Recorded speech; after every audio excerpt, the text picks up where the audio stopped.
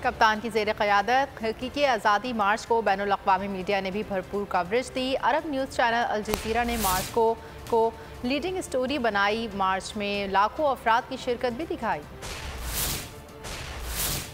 Former Pakistani Prime Minister Imran Khan and his supporters are marching on the capital to call for early elections. They started the 380-kilometer walk to Islamabad in the eastern city of Lahore.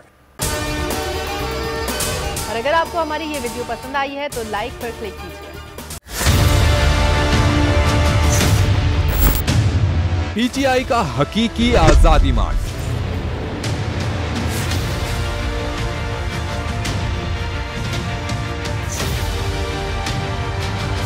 बोल ने पल पल की खबर से रखा अवाम को बाखबर। कारकुनान जो है आज पुरजोश दिखाई देते, पुरुम्मीद दिखाई देते। 41% अफराद ने टीवी पर बोल को तरजीह दी। इमरान खान के साथ अवाम खड़ी है। यूट्यूब पर 89,000 अफराद ने बोल न्यूज को देखा।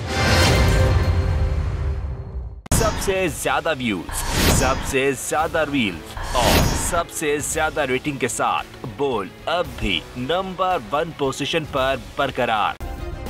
सब्सक्राइब करें और बेल दबाएं ताकि कोई खबर रह न जाए।